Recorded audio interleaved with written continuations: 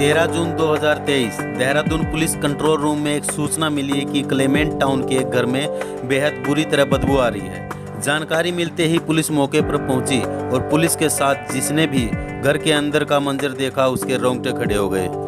कमरे के फर्श पर पति पत्नी की लहूलुहान लाश थी जो लगभग 2 से 3 दिन पुरानी लग रही थी। कमरे में काफ़ी खून जमा हुआ था।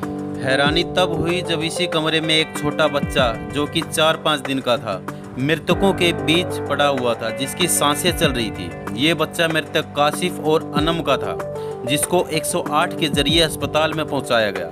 अब पुलिस के सामने सबसे बड़ा सवाल ये था कि आखिर घर में ही काशिफ और अनम की हत्या किसने की होगी। मौके पर पहुंची पुलिस टीम ने साक्ष्य जुटाए, लेकिन काशिफ और अनम के शव सड़ चुके थे। पुलिस के लिए शुरुआत में कुछ भी बोलना संभव नहीं हो पा रहा था। यूं तो शुरुआत में ये केस सुसाइड माना जा रहा था, लेकिन वजह साफ नहीं थी कि आखिर आसिफ और अमन अपनी 4 दिन की बच्ची को छोड़कर इस दुनिया से अलविदा क्यों कह गए।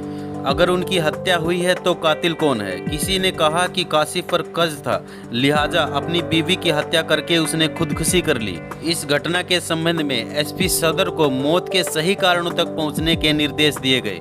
पुलिस के लिए भी कहानी गले से नीचे नहीं उतर रही थी। लगातार मामले में पूछताछ की जा रही थी। काशिफ व अमन के घर वालों से भी पुलिस की पूछताछ जारी थी। पुलिस अपना काम कर रही थी। तभी काशिफ के परिजनों से पूछताछ करने पर यह पता चला कि काशिफ की 1 साल पहले ही अनम से दूसरी शादी हुई थी। ये जानकारी मिलते ही काशिफ की पहली पत्नी नुसरत पर पुलिस की शक की सुई जाकर रुक गई, लेकिन मामला अभी भी क्लियर नहीं था। पुलिस ने नुसरत से पूछताछ की।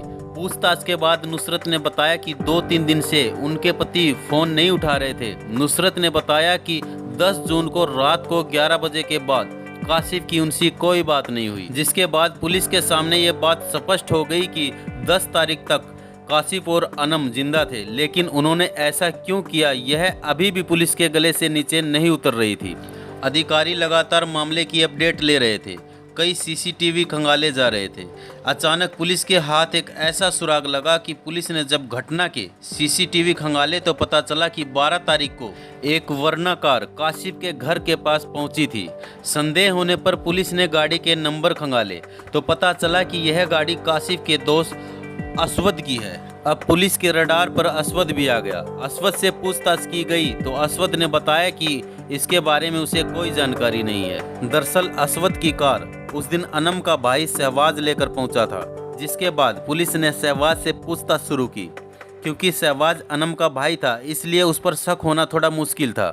पुलिस ने शहबाज की कार डिटेल निकाली और पुलिस के सामने कई चौंकाने वाले खुलासे हुए। इस केस में हर दिन एक नई परतें खुल रही थी। 10 तारीख की रात को शहबाज का फ़ोन बंद था, जो कि 11 तारीख को शहबाज ने फिर से ऑन किया था, जिसके बाद उसके ऊपर पुलिस का शक और भी गहरा हो गया। अब मेन सस्पेक्ट शहबाज ही नज़र आ रहा था। असवद के द्वारा दिए गए पुलिस के बयानों पर काशिफ के परिजनों ने मृतका के भाई शहबाज पर शक जताया और तहरीर दी, जिसके बाद पुलिस ने मामले में मुकदमा दर्ज कर लिया। जिसके बाद पुलिस ने शहबाज से पूछताछ की। हालांकि लंबे वक्त तक वह पुलिस को गुमराह करता रहा और काशिफ पर कर्जा होने की बात बताता रहा, लेकिन सख्ती से पूछताछ करने पर शहबाज टूट गया और शहबाज ने अपना जुर्म कबूल कर लिया। उसने ये भी कबूल किया कि 12 तारीख की रात को वह कार लेकर 100 को ठिकाने पर लगाने के लिए पहुंचा था। अब पुलिस को ये पता लगाना था कि शहबाज ने अपने ही जीजा और बहन को मौत के घाट क्यों उतार दिया। शहबाज ने पुलिस को बताया कि काशिफ उसके गांव का ही रहने वाला था। शहबाज का एक बड़ा भाई सादाब है और उसकी एक बहन अनम है।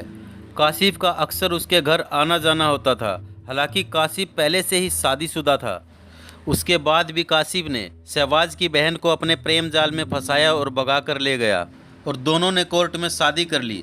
शहबाज ने उसी दिन सोच लिया था कि काशिफ को वो जिंदा नहीं छोड़ेगा। बदला लेने के लिए उसने फिर से काशिफ से दोस्ती कर ली और मन में बदले की आग जगा के रखी। और वहीं कुछ वक्त पहले ही शहबाज को पता चला कि अनम की पुश्तैनी 3 बीघा जमीन को काशिफ ने गिरवी रखवा दिया था और गाँव में अफवाह फैला दी कि उसने जमीन गिरवी रखने के आधे पैसे शहबाज को दे दिए हैं, जिससे शहबाज की पूरे गांव में बेइज्जती हो गई। इसके बाद आग बबूला हुआ शहबाज लगातार काशिफ को मारने की योजना बनाता रहा। शहबाज ने बताया कि 7 तारीख को ही उत्तर काशी में काशिफ को मार देता, लेकिन क्योंकि अनम को पता था कि काशिफ उसके साथ है, इसलिए उसने अपना प्लान बदल दिया और काशिफ और शहबाज दोनों देहरादून आ गए। लेकिन मौका मिलते ही 10 जून को रात को वह अनम के घर फिर से आ पहुंचा और घर में देर रात तक रहा। देर रात जब सब सो गए तो मौका पाकर किचन से चाकू लाकर उसने सोते वक्त काशिफ की गर्दन पर वार कर उसका गला रेत दिया, जिसके बाद अनम जाग गई और यह सब देखकर चिल्लाने लगी। शहबाज ने अपनी बहन अनम को भी मौत के घाट उतार दिया और काशिफ और अनम के बच्चे को वहीं छोड़कर घर में ताला लगाकर फरार हो गया। एसएसपी दलीप सिंह कुंवर ने बताया कि आरोपी ने अपने बहन और उसके पति की हत्या करने के बाद उस मासूम बच्चे को जिंदा इसलिए छोड़ दिया कि भूख और बिना देखरेख के बच्चा खुद ही मर जाएगा और शहबाज का बदला पूरा हो जाएगा। लेकिन आज भी वो मासूम बच्चा स्वस्थ है और अपने दादा दादी के कस्टडी में है और शहबाज फिलहाल जेल में है। दोस्तों, ऐसे ही सच्ची घटना पर आधारित कहानियां सुनने के लिए इस चैनल को सब्सक्राइब कर दें। मिलते हैं अगली वीडियो में, जब तक के लिए खुश रहें, आबाद रहें।